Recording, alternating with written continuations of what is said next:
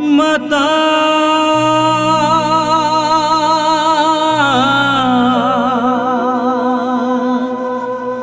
निष्कलंक माता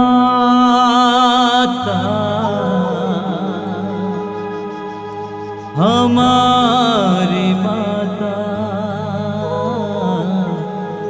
यीशु की माता हमारी माता निष्कलंक माता। निष्कलंक माता आश्रम के द्वारा प्रस्तुत।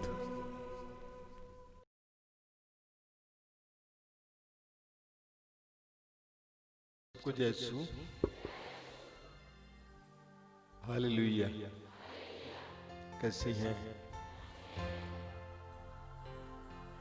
अच्छा हूँ। हालेलुया। आज हम इस सुबह के प्रवचन में एक गंभीर विषय पर मनन करने जा रहे हैं। आपने देखा होगा इस तरह की जब सभाएं होती हैं, ऐसी सभाओं में कुछ नर नारियां कुछ ज्यादा अनोखे कार्य करने लगते हैं। बहुत ज्यादा रोने लगते हैं, कलपने लगते हैं, झूमने लगते हैं, मारने लगते हैं, चिल्लाने लगते हैं। तो लोग परेशान हो जाते हैं कि आखिर क्या हो रहा है। कुछ लोग सोचते हैं ये शैतान का काम है, कुछ लोग सोचते हैं ये पवित्र आत्मा का काम है। ऐसा क्यों होता है? अधिकतर नर नारियां इसलिए बहुत ज्यादा विह्वल होते हैं, रोने लगते हैं, क्योंकि उनके अंदर बहुत दुख है। अधिकतर बहुत दुख है। प्रभु के पास आने के बाद, वचन सुनने के बाद, प्रार्थना करने के बाद उनका हृदय बहुत नाजुक हो जाता है, इतना मुलायम हो जाता है कि दुख को सह नहीं पाते हैं और इसीलिए वे परेशान हो जाते हैं। दुख मनुष्य के लिए एक बहुत बड़ा रहस्य है। ऐसा क्यों? विशेष करके जब विश्वासियों के जीवन में दुख होता है तो सवाल खड़े होते हैं कि ऐसा क्यों। विशेष करके अच्छे लोगों के जीवन में जब दुख होता है सवाल खड़े होते हैं, ऐसा क्यों। भले और ईमानदार लोगों के जीवन में जब दुख होता है उस समय लोग सवाल करते हैं, ऐसा क्यों। इसीलिए वे सह नहीं पाते हैं, परेशान हो जाते हैं। हमें दुख को समझना होगा, इसीलिए मैं आपको समझाने के लिए यहां पे खड़ा हूं। जब प्रभु यीशु ने मत्ती के सुसमाचार के अध्याय 16 उसके वाक्य 21 से अपने शिष्यों को बताया कि मुझे दुख झेलना होगा, मार डाला जाना होगा और तीसरे दिन महिमा के साथ जी उठना होगा, तो पेतरुस ने प्रभु को अलग ले जाकर प्रभु से कहा, ईश्वर ऐसा ना करे कि आपके साथ ऐसा कभी नहीं होगा। शायद पेतरुस प्रभु से ज्यादा उम्र में बड़े थे, इसीलिए अलग ले जाकर प्रभु से कहा कि आपके साथ ऐसा नहीं होना चाहिए। ऐसा क्यों होना चाहिए? आपने कौन सा अपराध किया है?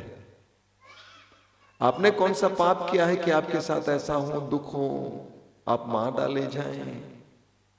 तो प्रभु यीशु ने मालूम पेतरुस से क्या कहा? पेतरुस से कहा, हट जाओ शैतान, हट जाओ शैतान, क्योंकि तुम मेरे मार्ग पर बाधा बन रहे हो। तुम मनुष्यों की बातें सोचते हो, ईश्वर की बातें नहीं। मनुष्य की बात क्या है? मनुष्य सोचता है दुख होना ही नहीं चाहिए।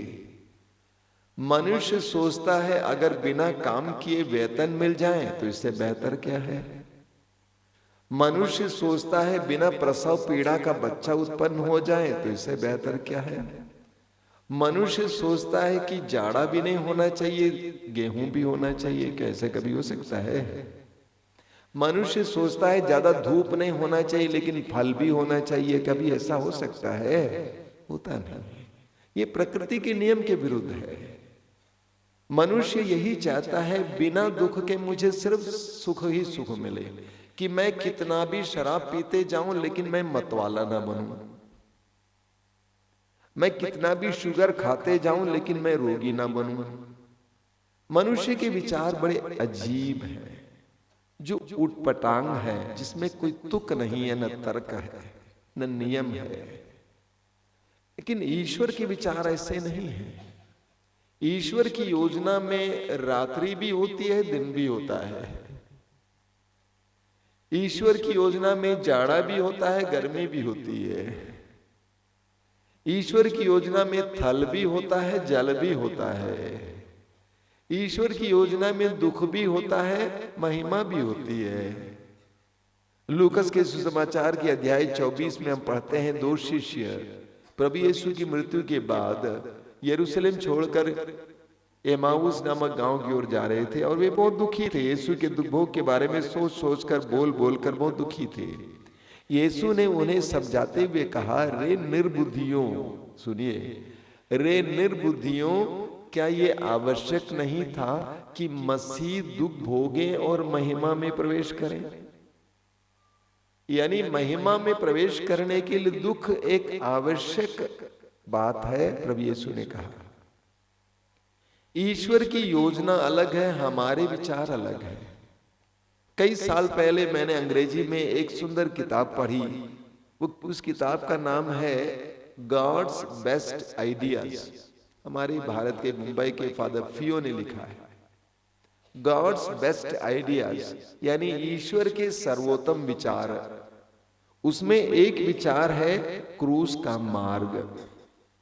जब संसार की मुक्ति के लिए ईश्वर ने योजना बनाई, तो ईश्वर ने क्रूस के मार्ग को उसके लिए एक महत्वपूर्ण योजना बनाई। महिमा में प्रवेश करने के लिए यीशु ने क्रूस के मार्ग को अपनाया। ये ईश्वर के विचार है। तो चलिए हम लोग दुख के बारे में थोड़ा मनन चिंतन करेंगे। सबसे पहले देखिए, इससे ज्यादा किसी इंसान ने दुख नहीं झेला है। यीशु से ज्यादा इस संसार में किसी इंसान ने कभी इतिहास में दुख नहीं झेला है। यीशु ईश्वर थे, ईश्वर के बराबर हो सकते की बराबरी कर सकते थे, लेकिन ईश्वर ने अपने आप को तुच्छ बनाया, नगण्य बनाया, दास बनाया, मनुष्य की तरह देह धारण किया, मनुष्य बना। लेकिन लोगों ने यीशु का तिरस्कार किया, समझे नहीं, इतने महान समझे। जिन लोगों को यीशु ने अपने साथ 3 साल तक रखे, उन लोगों ने यीशु को छोड़ दिया। उसने एक ने यीशु को पकड़वा दिया, दूसरे ने यीशु का तिरस्कार किया, अस्वीकार किया। जिन लोगों के साथ यीशु 3 साल तक रहे, सोचे कि ये मेरे शिष्य हैं, वे यीशु को साथ नहीं दिए। जिन लोगों की यीशु ने सेवा की, जिनको खिलाया पिलाया, जिनको चंगा किया, उन्हीं लोगों ने पुकार कर कहा, इसे क्रूस दीजिए, हमें बराबस दीजिए। धर्म गुरुओं ने, जिनको धर्म के बारे में जानना चाहिए, यीशु को पहचानने के बावजूद उन्होंने जानबूझकर यीशु पर क्रूस की सजा दी, मृत्यु दंड दिलवाया जानबूझकर। कोई अन्याय नहीं किया, कोई अपराध नहीं किया, कोई कारण नहीं है, लेकिन अन्याय पूर्वक उनको क्रूस की सजा, मौत की सजा दी गई। इतना ही नहीं, उससे पहले उनको 40 कोड़े की सजा भी दी गई। उनको क्रूस ढोवाया गया, उन पर कोड़ों की वर्षा होती थी। सोचिए, ईश्वर का पुत्र निष्कलंक, निर्दोष, गालियां, थूक, उनको बचाने के लिए कोई भी नहीं था। कलवारी पहाड़ पहुंचने पर उनको नंगा कर दिया गया, कपड़ा पूरा उतार दिया सबके सामने, उनकी मां, नन्हे अन्य लोगों के सामने। उनको क्रूस पर टोका गया,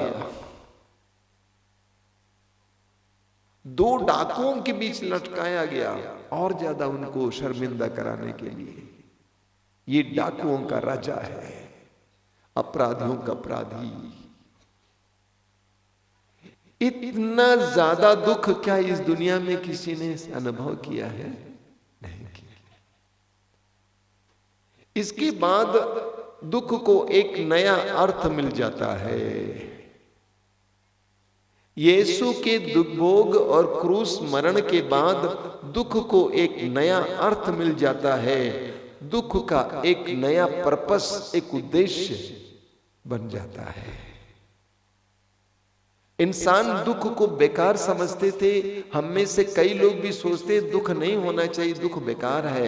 लेकिन प्रभु यीशु के दुख भोग और मृत्यु के द्वारा और पुनरुत्थान के द्वारा हमें दुखों का एक नया अर्थ मिला है। बोलिए हालेलुया, बोलिए हालेलुया, हालेलुया। सभी लोग कान खोलकर सुनना, हालेलुया, हालेलुया। तो हमारे जीवन में, हम विश्वासियों के जीवन में दुख क्यों होता है? सबसे पहले मैं मनन चिंतन कर रहा था, हमारे इस परिप्रेक्ष्य में सबसे पहला कारण है प्रभु के साथ गहरा रिश्ता ना होना। प्रभु के साथ गहरा रिश्ता ना होना। यूहन्ना का सुसमाचार उसके अध्याय 15 वाक्य 5 में प्रभु यीशु कहते हैं, मैं सच्ची दाखलता हूं और तुम डालियां हो। जो डाली मुझ में रहती है और मैं जिसमें रहता हूं वही बहुत फलती है। अगला वचन वाक्य 6 में लिखा हुआ है, जो डाली मुझ में नहीं रहती है वो सूखी डाली की तरफ फेंक दी जाती है और वो सूख जाती है। लोग उसको बटोर लेते हैं और आग में झोंक देते हैं। मैंने देखा कई विश्वासियों के जीवन में दुखों का एक और मुख्य कारण प्रभु के साथ गहरा रिश्ता नहीं होना। अभी आधा घंटा 15-20 मिनट पहले मेरे पास एक दंपति आए, एक पति पत्नी।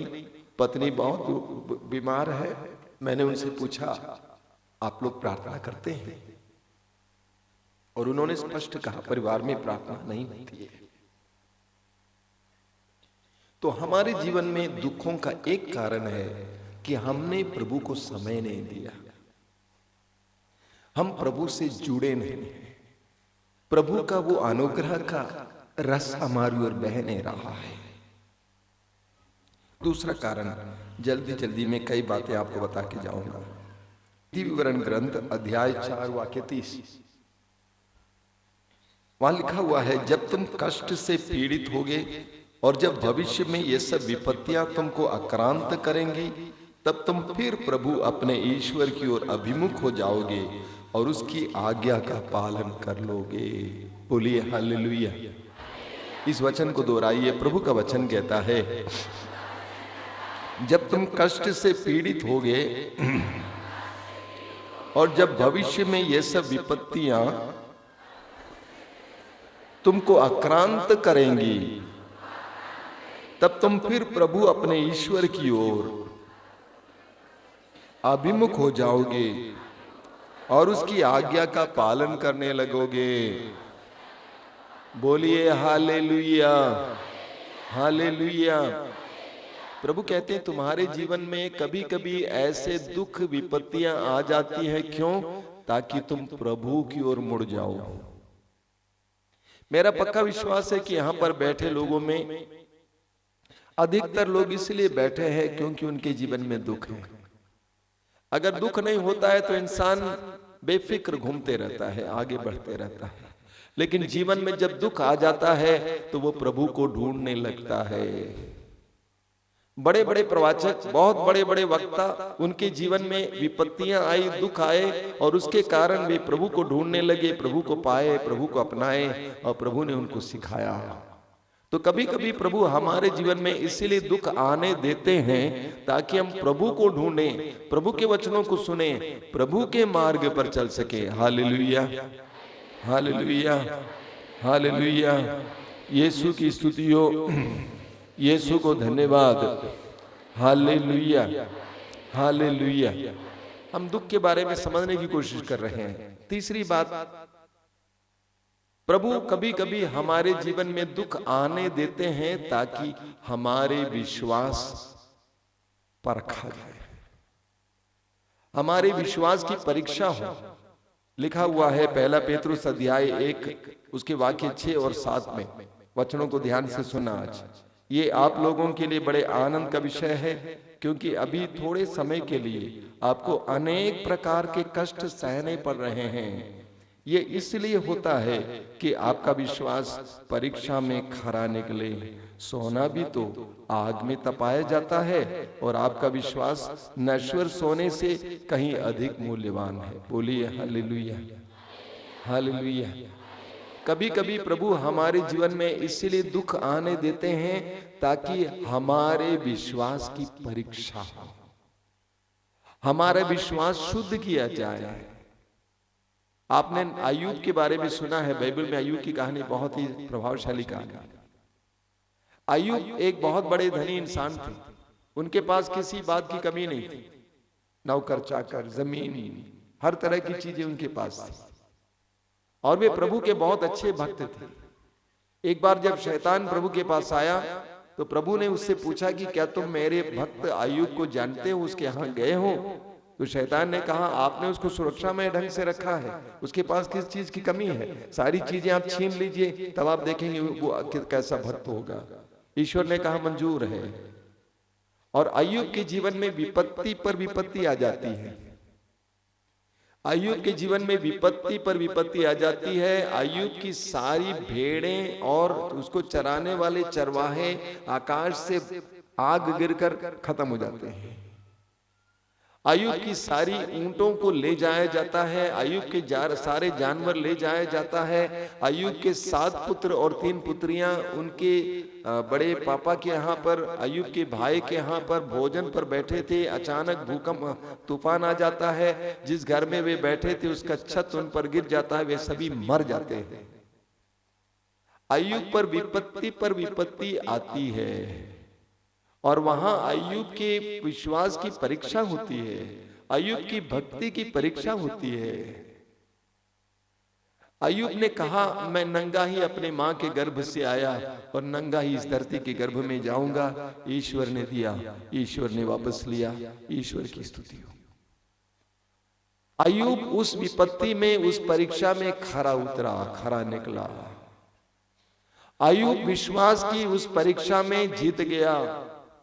वचन में लिखा हुआ है अय्यूब ने अपने जुबान से कोई पाप नहीं किया, ईश्वर के विरुद्ध ईश निंदा नहीं की। तो कभी कभी हमारे जीवन में इसी तरह हमारे विश्वास की परीक्षा के लिए कई प्रकार की विपत्तियां आएंगी। हमें अय्यूब की ओर देखना है, अय्यूब को याद करना है। जिस तरह अय्यूब के जीवन में जो कुछ था सारी चीजें उससे छीनी गई, तब भी उसने कहा मैं नंगा ही मां के गर्भ से आया, नंगा ही धरती के गर्भ में जाऊंगा। ईश्वर ने दिया, ईश्वर ने वापस लिया, ईश्वर की स्तुति हो। इस प्रकार अय्यूब अपने विश्वास में खरा निकला, खरा उतरा। याकूब का पत्र अध्याय 1 वाक्य 2 और 3 बहुत सुंदर है, उसी बात को दोहराया जाता है। भाइयों, जब आप लोगों को अनेक प्रकार की विपत्तियों का सामना करना पड़े तो अपने को धन्य समझिए।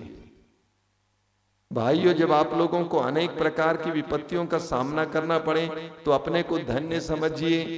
आप जानते हैं कि आपके विश्वास का इस प्रकार का परीक्षण उत्पन्न करता है। याकूब कहते हैं दुखों के द्वारा हमारे विश्वास का परीक्षण होता है, हमारे विश्वास की परीक्षा होती है। आपके जीवन में भी, आपके परिवार में भी इसी तरह विभिन्न प्रकार की विपत्तियां आएंगी। प्रभु के साथ डटे रहना, पकड़े रहना, उनके साथ लगे रहना। अय्यूब की तरह अपने जीवन में इसी बात को दोहराना है, ईश्वर ने दिया, ईश्वर ने वापस लिया, ईश्वर की स्तुति हो। अपने विश्वास में खरे उतरिए, अपने विश्वास में जीतिए, हारिए मत। हालेलुया।